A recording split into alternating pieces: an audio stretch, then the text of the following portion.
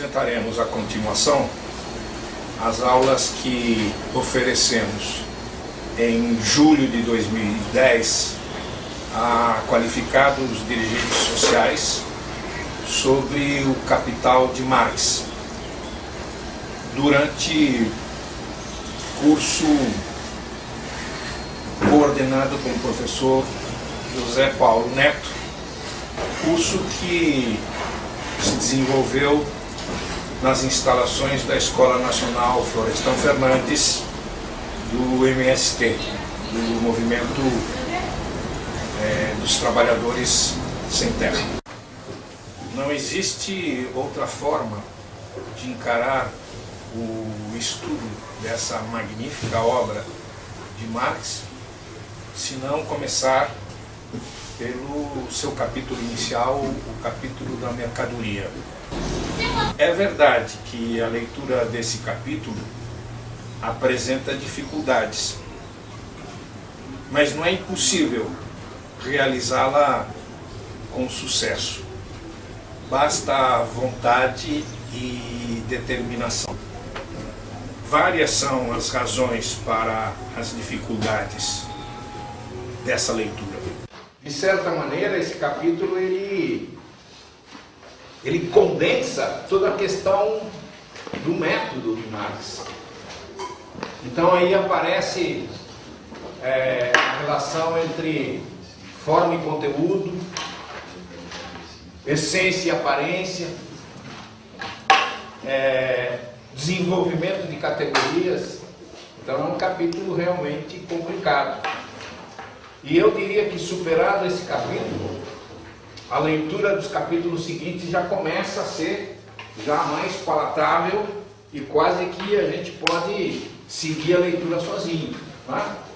Depois desse primeiro capítulo, poucos capítulos são difíceis, muito poucos realmente, né? Um ou outro. Em geral, os capítulos são muito mais fáceis. E aí a questão, digamos, o conceito central, fundamental, que vai estar presente em praticamente todo o Capital, é o conceito de valor, não é isso? O conceito de valor. Antes disso, o objetivo do Capital é estudar as leis de funcionamento e desenvolvimento da sociedade capitalista.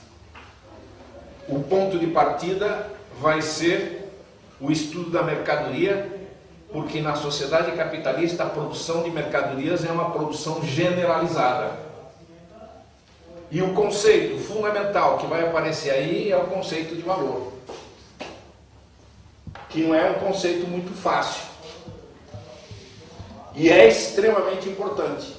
E é por isso que eu vou escrever aqui em que consiste esse conceito, deixar meio de lado aqui para a gente não precisar apagar em nenhum momento, para ficar a semana inteira aqui, para que a gente se lembre desse conceito que é fundamental. Não é isso? E o que a gente pode dizer? Que o valor é a quantidade de trabalho. Eu vou resumir aqui vou simplificar para não perder muito tempo. Quantidade de trabalho socialmente necessário para produzir a mercadoria. Não é isso? Isso todo mundo sabe. Escreveu aí, não? Vou escrever. Ah, bom. Quantidade de trabalho socialmente necessário para produzir a mercadoria é o que define o valor. Se eu ficar me movimentando muito, eu vou te dar mais trabalho, né? Vou ver se eu me mantenho no... Todo mundo escreveu isso daqui? Então, por favor, risquem, apaguem, porque isso está errado. Não é nada disso. Valor não é isso. E a gente está acostumado a ouvir que valor é isso, mas não é. Qualquer livrinho de divulgação de Marx que fale do capital define o valor como quantidade de trabalho socialmente necessário para produzir a mercadoria, não é isso? Está errado isso. Com essa visão sobre o valor, nós não avançaremos absolutamente nada na compreensão do capital. Por duas razões. Primeiro, porque não é isso. Nunca foi e não será. Em segundo lugar, pelo fato de que para Marx nada se define. E isso vocês já ouviram, né? Principalmente no curso do Zé Paulo, aquele gravado que a gente comentou no café. Para Marx nada se define, portanto não há definição de valor. E a gente em seguida vai ver, dentro de pouco tempo, vai ver por que não se define nada em Marx. Mas nesse momento é do valor. Se vocês observarem bem no capítulo da mercadoria, Marx chega ao conceito de valor antes de falar de trabalho.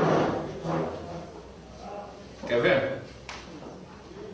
Ele vai falar do valor já, deixa eu ver, sexto parágrafo no capítulo, ele já vai apontar que ele percebeu a existência do valor. Olha aqui, ele diz no final desse parágrafo, eu falei aqui é sexto, né? O valor de troca, o valor de troca é o sexto. Começa, qualquer mercadoria se troca por outras, é o sexto. Lá no final, o valor de troca só pode ser a maneira de expressar-se, a forma de manifestação de uma substância que dele se pode distinguir. Que substância é essa? É o valor. Então ele está dizendo aqui que o valor de troca é a forma de manifestação do valor. A forma de expressão do valor. E ele não falou de trabalho ainda. Ele vai falar de trabalho em seguida. Ele fala de trabalho no parágrafo 2 ou 3 parágrafos depois. Muito bem. Como é que Marx chega ao conceito de valor? Qual foi o mecanismo, o método que ele utilizou para descobrir o valor por trás do valor de troca? Porque, veja, o valor não é visível, o visível é o valor de troca. E ele, olhando o valor de troca, estudando o valor de troca, ele vai descobrir por trás o valor. Como é que ele faz? Ele faz o seguinte: observando o valor de troca, ele vê que o valor de troca tem duas características.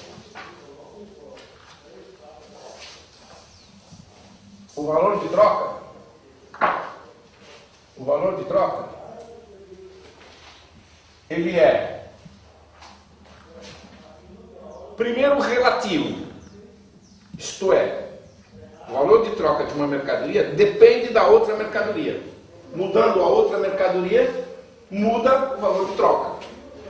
Então ele é relativo. Relativo a quê? Relativo a outra mercadoria. Ele é relativo.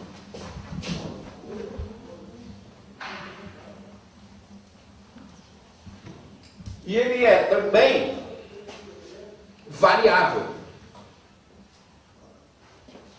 Por que variável?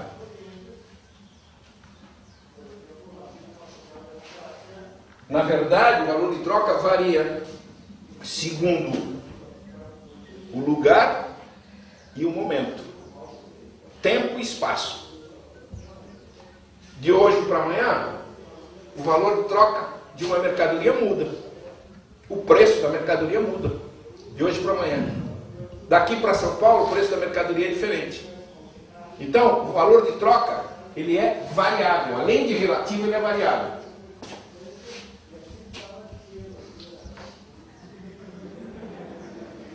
Muito bem. Frente a essas duas propriedades do valor de troca,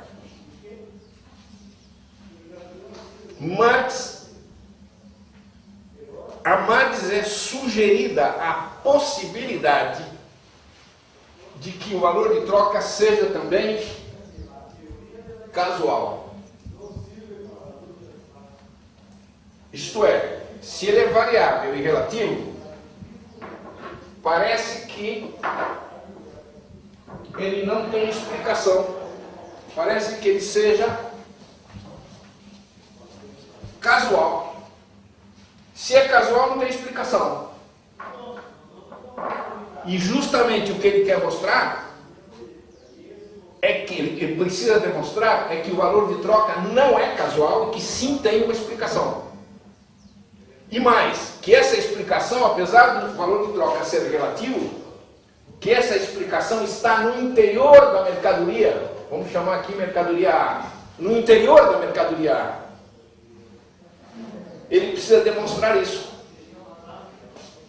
Se ele conseguir mostrar que apesar de casual e relativo, casual não, desculpe, apesar de variável e relativo, que o valor de troca tem uma explicação e que essa explicação está no interior de A, apesar de ser relativo,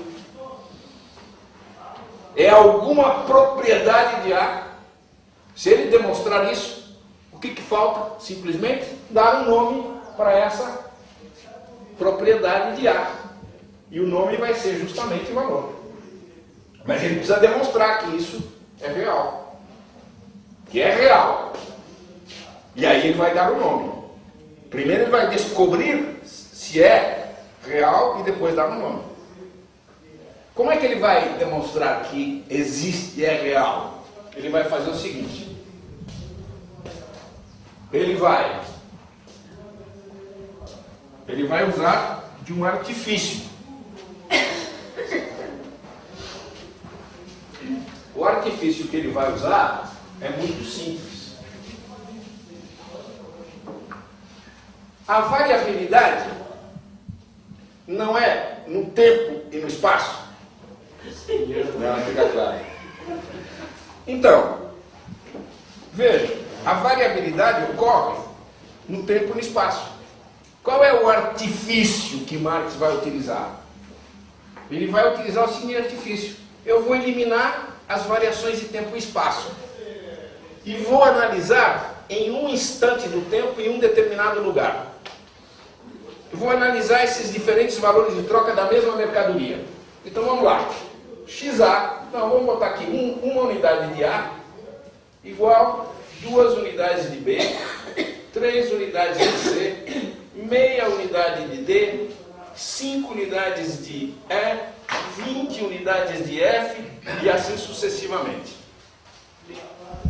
Um exemplo qualquer, ele vai numa feira, num lugar determinado, num momento e chega, pergunta lá para os vendedores ou para os compradores que sabem quanto é o preço das coisas e estabelece essa lista de mercadorias desses valores de troca da mercadoria A, certo? Alguma dúvida? Não. Num lugar e num espaço. E ele diz o seguinte, olhando esse lugar, nesse momento, se eu encontrar uma irregularidade no valor de troca, o valor de troca não é casual. Como é isso? Muito simples. O que é casual? Casual não tem regularidade nenhuma. Não é? Sorteio de loteria. Se efetivamente o sorteio da loteria, se o resultado é casual, você não vai encontrar nenhuma regularidade. Por exemplo, todo dia 26 de julho, na Loteria Federal do Brasil, sai o número 3. Durante anos seguidos, você fala, opa, alguém está botando a mão na bolinha, porque não é possível. Durante 30 anos, sempre nesse dia sai a pedra número 3, alguma coisa está errada. Isto é, existe uma regularidade, portanto o resultado da loteria não é casual. Você apostou na loteria que está na visão? Eu queria saber que bicho é no dia 26, né? E apostou no 3, não? Não apostei. Não, mas possível é. Durante 20 anos? 30 anos, cara. 30, 50, claro que é. Claro que é possível. Mas qual que é a suspeita tua? Sim, mas é possível, não é? Tem uma Dentro da- verdade de um problema. Eu não suspeito nada. Eu não suspeito nada. Não, mas dentro da Eu possibilidade. acredito, claro que é. Aí eu acredito que o capitalismo é maravilhoso. Helicóptero. E vou apostar no 3 no próximo ano. Certo. E provavelmente vou ganhar. Né? E se sai o 3, o 27, o 35, o 42 e o 67? Sempre no dia 26. O que eu faço? Aposto no próximo ano e ganho. E aí você vai continuar dizendo, a loteria brasileira é bem séria. Né? E você não aposta não porque você não acredita, porque é casual. Agora, claro que pode. Estatisticamente pode. Qual que é a probabilidade? 1 bilhões. Bilhões. É mais fácil eu passar de avião em cima da minha casa, que avião não passa lá em casa, cair pela janela e cair dentro da piscina da minha casa, não tendo a minha casa nenhuma piscina. É mais ou menos a mesma probabilidade. Né? É mais ou menos a mesma. Né? Não, é uma probabilidade tão pequena. Não, e ainda que eu sobreviva ainda. É muito pequeno. Então eu vou dizer, eu suspeito. E não se molhe. Não se molha. Não, se não tem piscina, realmente não dá para se molhar. Agora, eu suspeito então que não é casual. Se há uma regularidade, não é casual. E ele vai buscar essa regularidade. E qual é a regularidade que ele encontra? Veja. Se ele quiser saber qual é o valor de troca de C, ele precisa perguntar para alguém? Não, que já está implícita nessa tabela aqui. 3C igual a 1A, 2B, 0,5D e assim sucessivamente. Quer dizer, o valor de troca de uma delas já está implícita aqui. O que significa isso? Aliás, de todas elas, eu já sei qual é o valor de troca. Eu consigo então igualar a 3C, a 2B, a meio D, a 5E e assim sucessivamente. O que significa isso? Significa que o mercado diz que todas essas quantidades aqui são iguais entre si. Correto? Correto? Todas as quantidades que estão do lado direito são iguais entre si. Quem diz que são iguais? O mercado. São iguais entre si. E essa é a regularidade. Portanto, a pergunta agora que ele vai se fazer é a seguinte: quem está obrigando que as mercadorias que estão do lado direito sejam iguais entre si? Quem é que obriga isso? Obviamente, quem está determinando que as que estão do lado direito sejam iguais entre si é a mercadoria A. É alguma propriedade de A que faz com que as que se relacionam com ela sejam iguais entre si. Embora os valores de troca sejam relativos, é uma característica de A que faz com que, nesse instante, nesse mercado, todas as mercadorias sejam iguais entre si, nessas quantidades.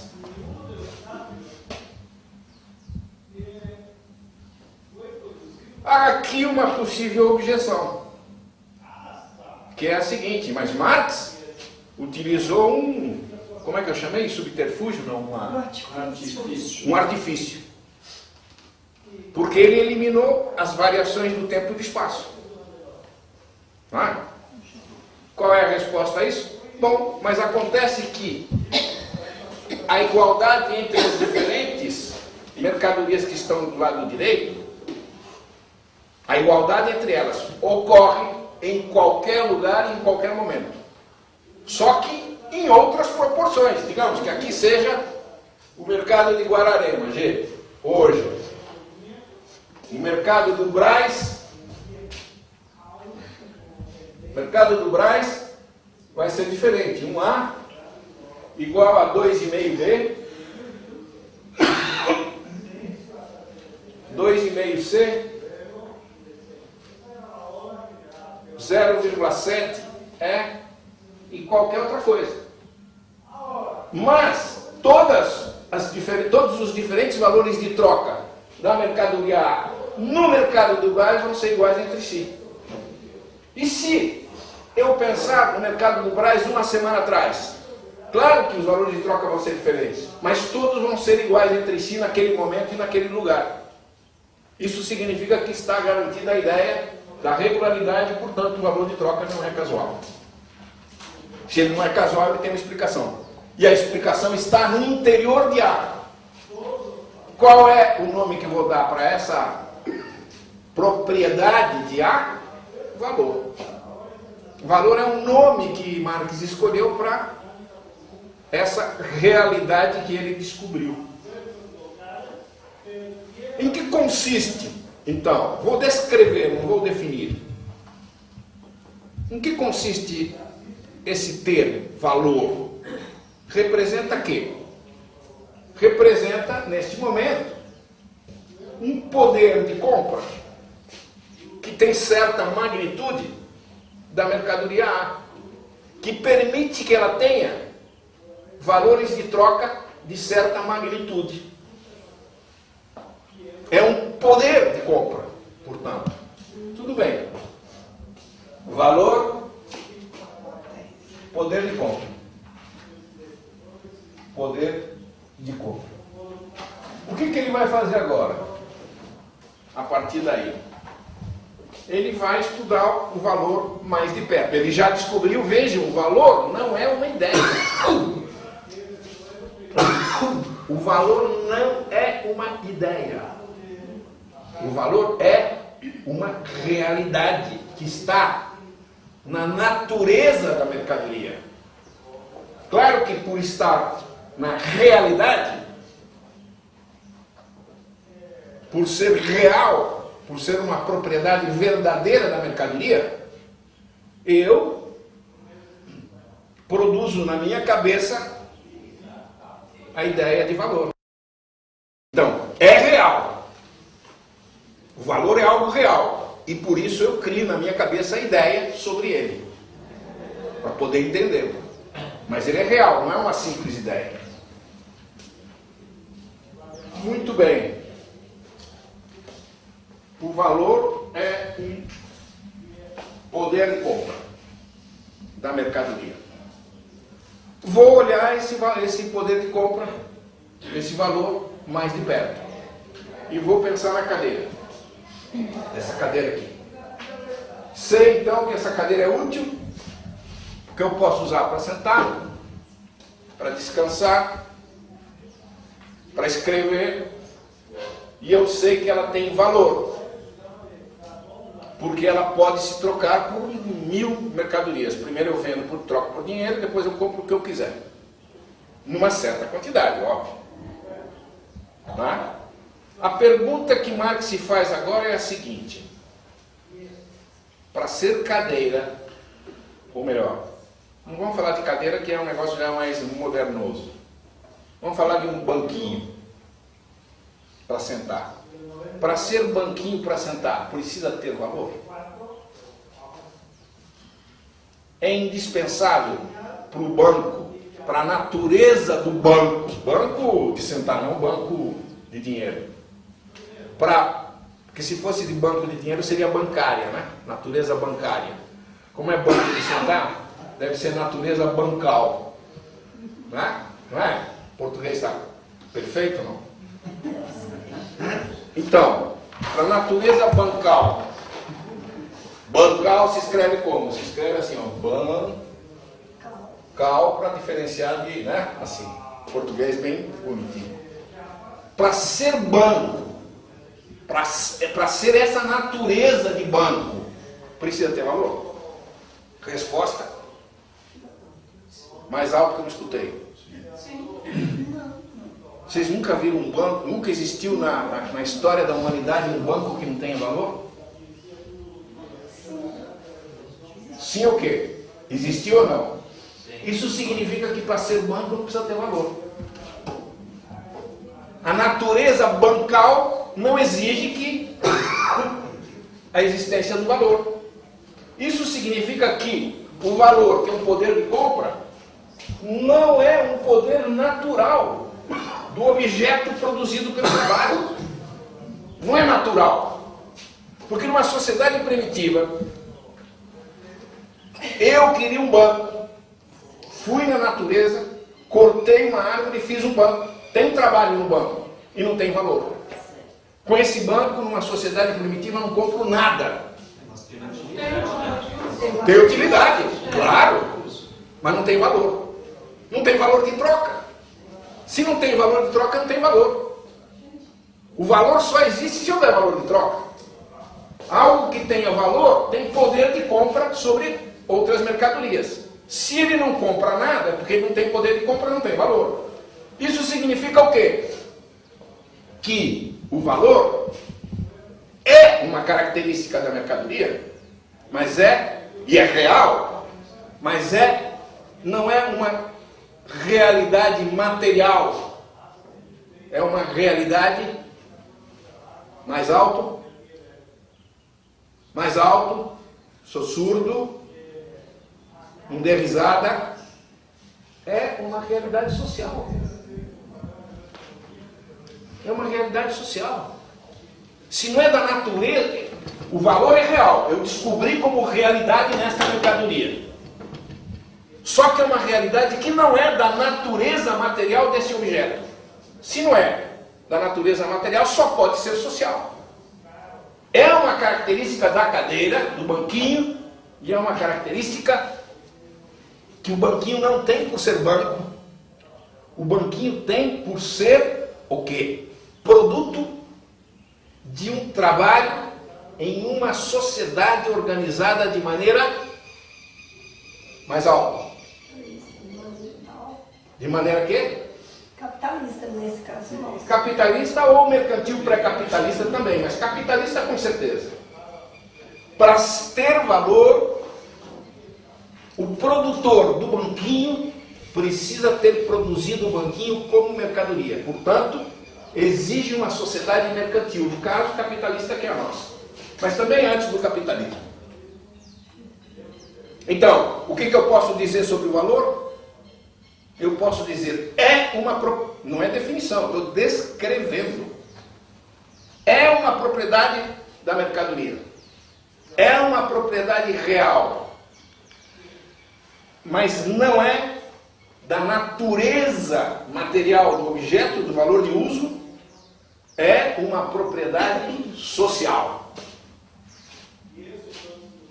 Isso significa o quê?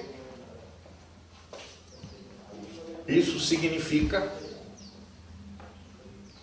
que o valor de uma mercadoria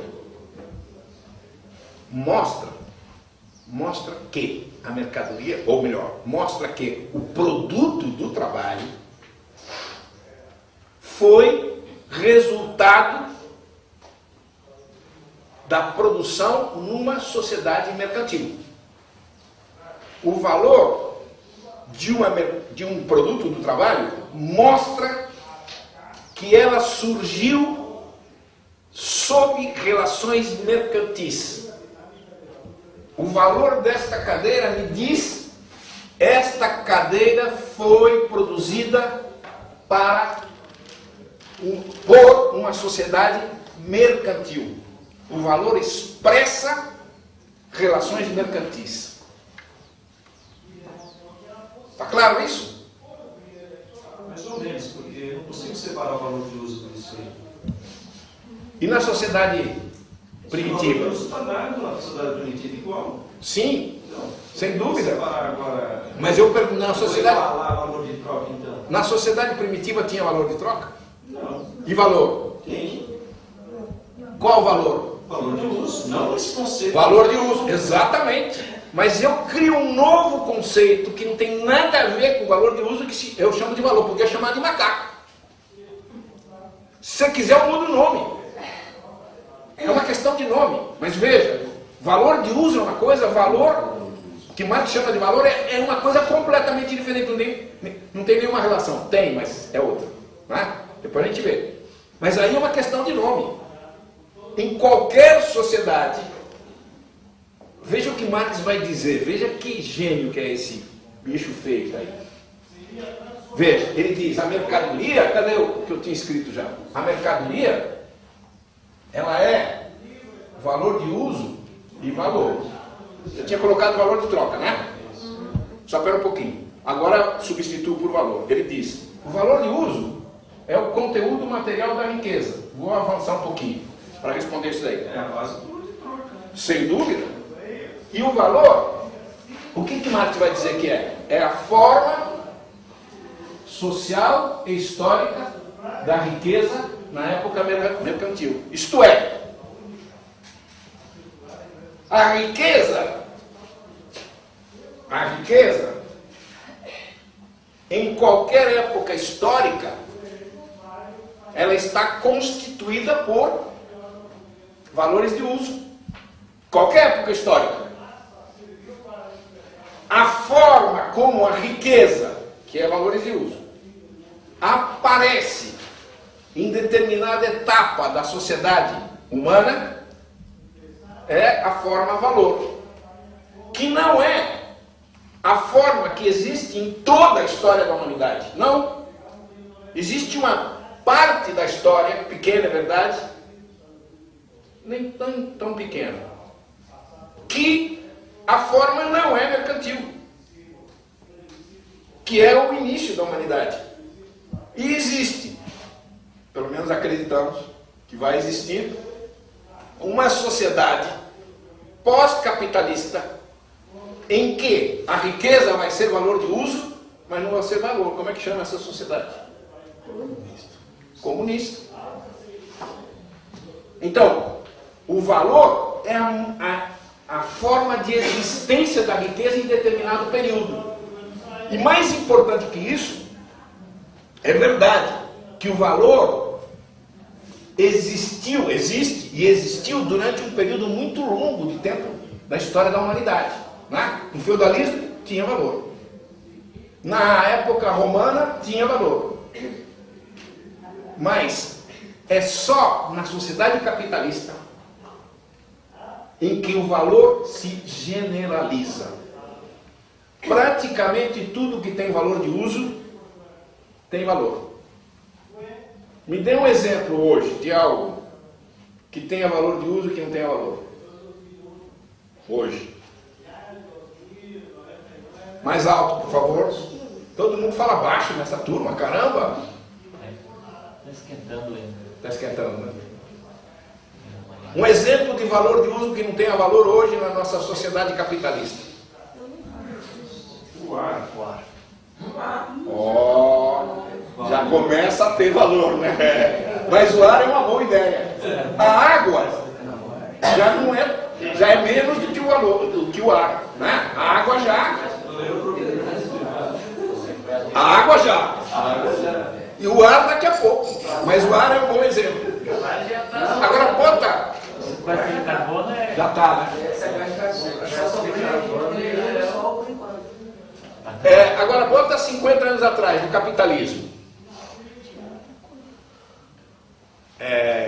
Vamos pensar o quê? Tem alguém aqui de Mato Grosso? Não? Quem? Do interiorzão lá de Mato Grosso, 50 anos atrás. Tem banana lá? Não? Plantação de banana? 50 anos atrás? Não tinha. Só tinha mato, não tinha nem gente lá. Então não vamos para o Mato Grosso, não. Vamos lá para o Paraná. Paraná, 50 anos atrás, lá no norte do Paraná, eu vivia no campo. Eu queria, por exemplo, Não tinha nem gaúcho. não tinha nem gaúcho. Eu queria pinhão. O que eu fazia? Eu ia no Walmart e comprava 1 quilo de pinhão. Tinha isso? Chuchu. Chamam chuchu vocês? Sim. Chuchu. Eu ia no Carrefour e falo, quero 1 quilo de chuchu. O que significa isso? Que o avanço do capitalismo, o desenvolvimento do capitalismo, transforma em mercadoria cada vez mais produtos. Não é? Hoje, por exemplo, na minha terra, se você bater na porta de uma casa e pedir um copo de água, e você falar quanto é, a dona Maria vai falar, não é nada. Não é isso? Vai na Avenida Paulista em São Paulo e peça um copo d'água num bar, e saia sem pagar. Quer dizer, o capitalismo, mesmo num momento, espaços diferentes, o nível de mercantilização das coisas úteis é diferente. Tá? No interior do Brasil ainda, vários produtos não são mercadoria, não tem valor. Tá? E imagino que em vários lugares do Brasil hoje, você não compra banana, você pede para o vizinho, não é isso? E vários outros produtos, chuchu também, chuchu você pega na cerca, não é isso? Pô, hoje você vai em Vitória, um quilo de chuchu custa R$1,50, que é um absurdo. Chuchu é 99% água, ou não é? Estou exagerando? Estou exagerando não? 95%. É o quarto estado da água. É o quarto estado da água. Agora, que é bom, que é gostoso, eu gosto. Camarão com chuchu. Líquido, gasoso. Líquido, sólido, gasoso e chuchu. Aí mostra que a água virou mercadoria. Né? Mas então, vejam que o valor, o que o valor mostra? O valor de uma coisa. Mostra que aquela coisa é mercadoria, que foi produzida como mercadoria, que a sociedade impôs àquele produto a qualidade de valor. E o valor, quanto mais generalizado ocorrer na sociedade, mostra o grau de desenvolvimento capitalista do lugar. Desenvolvimento capitalista não significa que o capitalismo é melhor, significa que é pior, né? Quanto mais desenvolvido, desenvolvimento e ser bom ou ruim não tem nada que ver uma coisa com outra, né? Falei bobagem agora, não é que quanto mais desenvolvido, não é que eu falei? Mas vocês entenderam, né? Como ninguém reclamou, e vocês estão falando muito, é porque todo mundo entendeu o que eu quis dizer e não disse. Tudo bem. Então, o valor é uma propriedade da mercadoria, que é produto do trabalho, não é? É uma propriedade imposta a ela pelas particulares relações sociais existentes, mercantis existentes. O valor é uma expressão das relações mercantis que aparece como qualidade, como propriedade, como um adjetivo da cadeia, da mercadoria. É uma propriedade, uma característica, um adjetivo. Só que é uma característica social. Real, sim, mas não material, social. Expressa as relações sociais sob as quais aquele produto foi produzido. Eu poderia dizer o seguinte, que o valor é uma espécie de passaporte. Eu tenho um passaporte brasileiro, o que ele diz? Diz, o portador desse documento nasceu no Brasil, tem nacionalidade brasileira. O valor é um passaporte da mercadoria. O valor diz, essa mercadoria nasceu sob relações mercantis. Ela é algo produzido de maneira mercantil. Professor, mas me deu nó aqui. Como? Me deu nó. Por quê? Aí, se só tem uma sociedade, tá, que o valor é uma imposição social à mercadoria. Mas aí, se não tem valor, eu posso dizer que aquela coisa é uma mercadoria? Não. Não pode dizer. Agora, diga uma coisa que não tem valor. Diga uma coisa que não tem valor não, hoje. Agora sim. Agora sim. Mas lá, veja lá, valor de uso. Como é que o senhor escreveu lá, aquele CMR? Não sei o senhor não escreveu coisa nenhuma. Quem escreveu fui eu. Então, melhor assim. Porque se só tem o valor de uso, eu vou dizer que é mercadoria? Não, é aquela coisa... você não pode dizer mercadoria. Você pode dizer um produto do trabalho útil. Mas não é mercadoria. E pode ser também uma coisa útil que não seja nem produto do trabalho. Certo. Na natureza você vai lá e tem uma árvore de pinhão. Pinhão é mais ou menos útil. Mas não é tão assim útil. Mas enfim. Está lá na natureza. Estava, né? Estava porque agora é cultivado, né?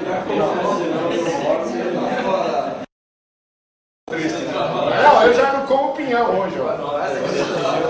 É, brincadeira, hein? Brincadeira. Você atrasou para chegar para a opinião e você fala isso. Você atingiu o ano. Você é boa educação. Entre o chuchu e o pinhão. O cara carregou 1000 quilômetros. Isso significa que o sacrifício não é trabalho. O cara carregou 1000 quilômetros no saco de pinhão. Agora veja o seguinte, ó. O pinhão hoje é cultivado, mas ainda tem natural, né? Mesmo o pinhão natural, como ele carregou o saco de pinhão natural para cá, teve o trabalho de carregar até aqui a mercadoria. E o pior, a gente vai ter que pagar para comer o pinhão que ele trouxe. E pagar o transporte. Mas então, o que eu posso dizer? É um objeto útil. Digamos, vamos falar do pinhão. Por quê? Porque na natureza, sei lá, um peixe na água. Um peixe na água é um objeto útil. Na verdade não é útil, é só útil se ele virar pescado, né? Mas enfim, é um objeto útil que a natureza oferece, que eu posso colher. Agora, o simples colher já implica trabalho. Não é? Uma maçã na árvore, tem que subir na árvore e colher a maçã. E como é que fica o banquinho? O banquinho também. O banquinho tem trabalho. Na sociedade mercantil tem valor. Fora da sociedade mercantil não tem valor. Porque o valor não é trabalho. O valor só existe se as relações são mercantis. Agora, um banquinho, ele é útil e produto do trabalho, mas não é mercadoria. Certo? Não tem valor. Não tem valor. Tem valor de uso. Ou melhor, ele tem valor, ele não tem macaco. Quer dizer, ele tem valor de uso, não tem valor. Entendido o valor como expressão de relações mercantis. Não é? E, portanto, se ele não tem valor, ele não tem preço, não tem valor de troca. O valor de troca, o que é o valor? O que é o valor de troca do valor? Eu olho a mercadoria e não vejo o valor dela. Vejo? Não. O que é o valor de troca? O valor de troca mostra se esta cadeira tem valor de troca, é porque tem valor. Se ela tem valor de troca, o valor de troca, o que ele está mostrando? Está mostrando que por trás dele existe o valor. O valor de troca é expressão do valor. Manifestação do valor. Manifestação fenomênica. Desculpe o palavrão. Fenomênica. Minha mãe me proibia de falar essa palavra, mas como nós estamos entre adultos, o valor de troca é o quê? Expressão fenomênica. O que significa isso? Do valor. Significa que o valor de troca é visível e manifesta a existência do valor por trás dele. O valor de troca é aparência. O valor é essência, não é visível. Eu tinha entendido que esse valor aí, quando ele falava isso, era o valor de uso. Não é valor.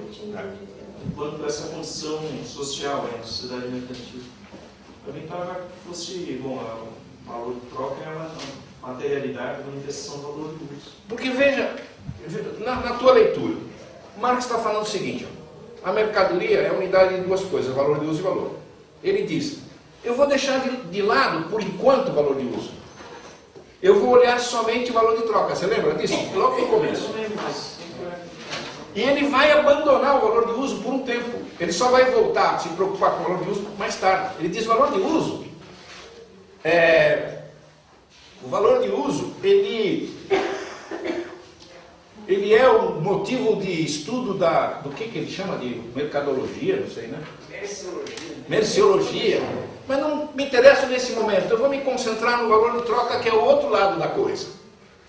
Tá? E esquece o valor de uso. Ele vai voltar ao valor de uso, sabe quando? Quando ele falar da força de trabalho. Daí ele precisa. Já vou advertir o seguinte. Já posso até dizer.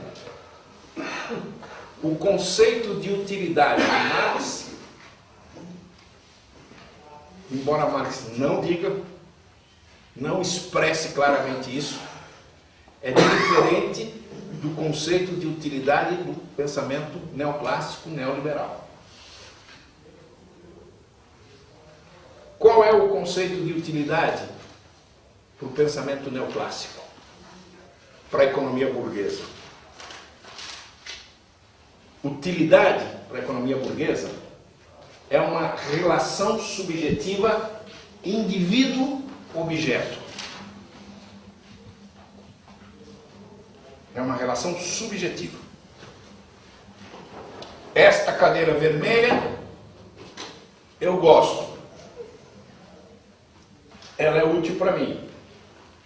Se ela fosse uma cadeira verde, eu diria não gosto de cadeira verde, a cadeira verde não é útil para mim. É uma relação subjetiva. E ao contrário, para você, a cadeira vermelha é inútil porque você não gosta e a cadeira verde é útil. Cada um tem o gosto que quiser e a utilidade é uma relação subjetiva. Subjetiva. E se nós, subjetiva, esse é o conceito neoclássico, neoliberal da economia burguesa. Nesse primeiro capítulo, qual é o conceito de utilidade que Marx expressa? É o mesmo, igualzinho. Não é? O que Marx disse? Não importa se a utilidade provém do estômago ou da fantasia do indivíduo. Isso significa, meus amigos, que a utilidade para Marx é uma relação subjetiva, indivíduo-objeto. E Marx está caindo nas malhas da economia burguesa. Está? Não. É que para Marx a utilidade, como qualquer conceito, ele tem dupla determinação. A utilidade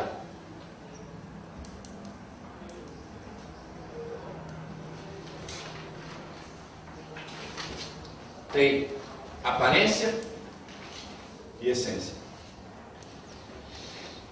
Isso a gente sabe. Qual é a aparência desse conceito de utilidade? De fato, é uma relação subjetiva indivíduo-objeto. Subjetivo. E na essência, na sociedade capitalista, a utilidade? O que é útil na sociedade capitalista?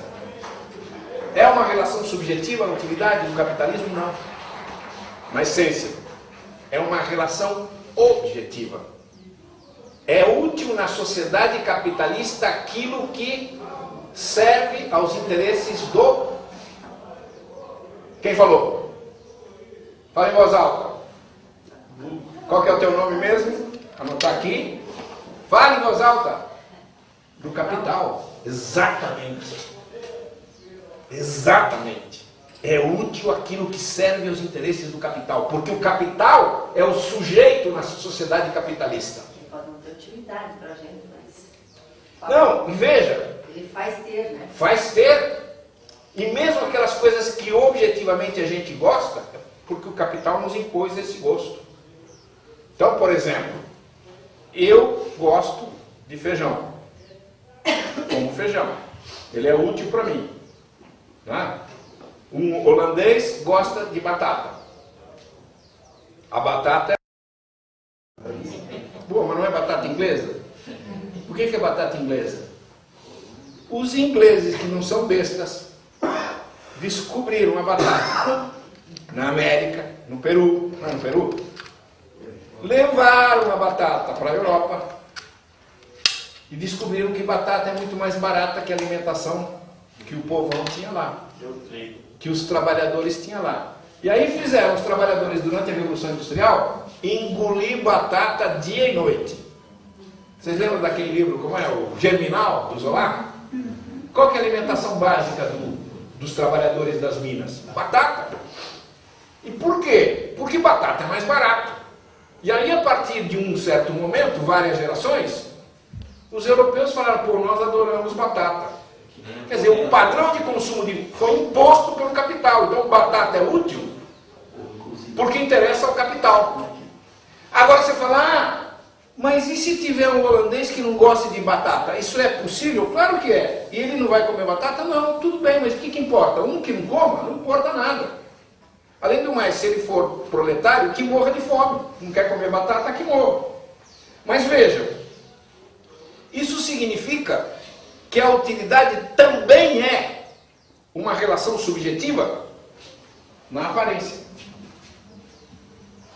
E na essência é uma relação objetiva com o capital. Por que Marx fala no primeiro capítulo que a utilidade é uma relação subjetiva? Deixa implícito, não fala, mas deixa implícito. E não fala mais nada. Porque ele não está interessado em discutir isso nesse momento. E a aparência é o visível. Ele viu que a utilidade é uma relação subjetiva, falou, é uma relação subjetiva e deixa para depois. Deixa para depois. Isso só vai ficar claro muito depois, mas ele não vai ser explícito não. Por isso que pouca gente percebe essa questão. Agora, fala, mas caramba, se a utilidade é uma relação subjetiva só na aparência, então ela não é real.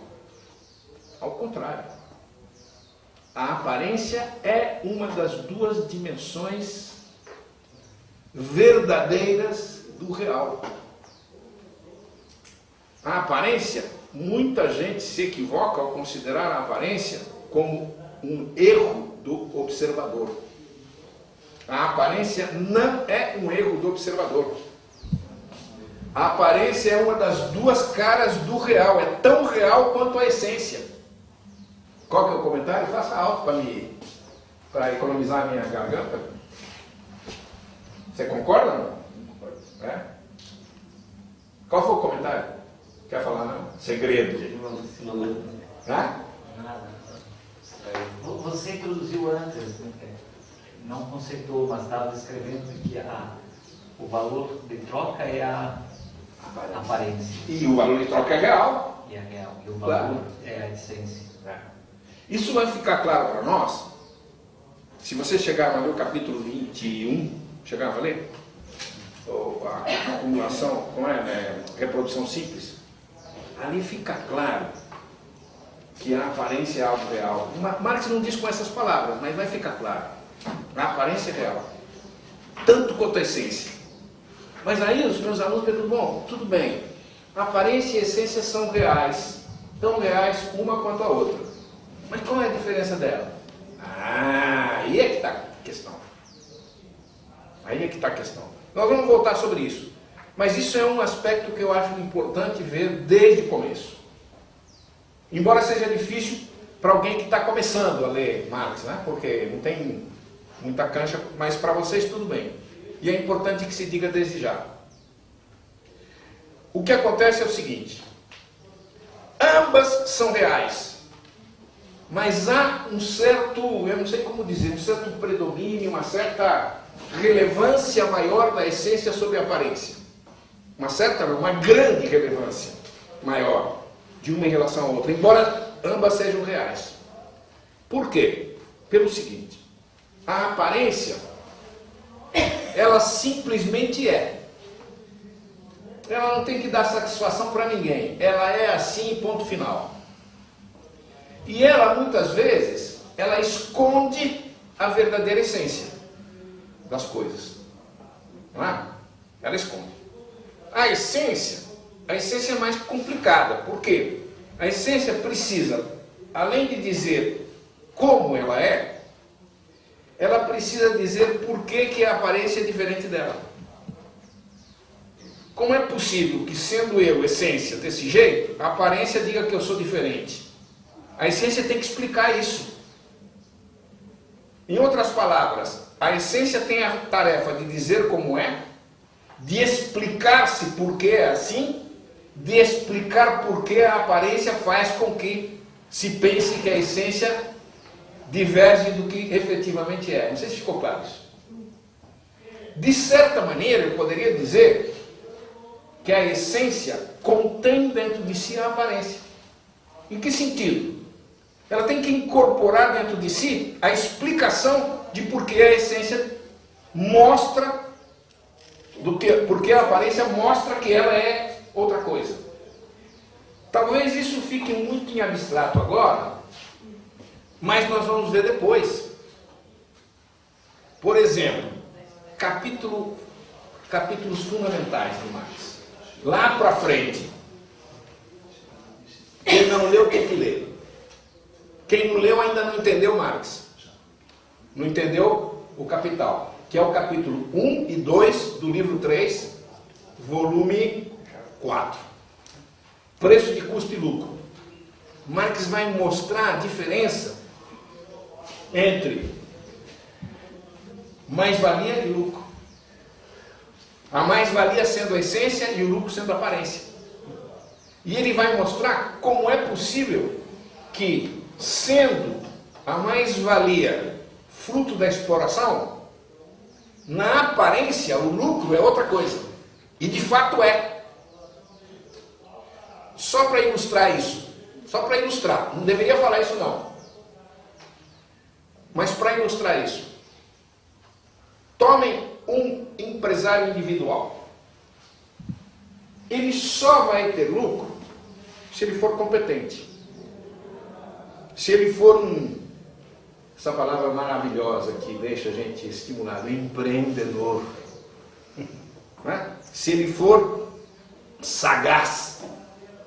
Se ele for competente. Se ele for um incompetente e não sagaz, ele tenha prejuízo e vai à falência. É verdade isso? É.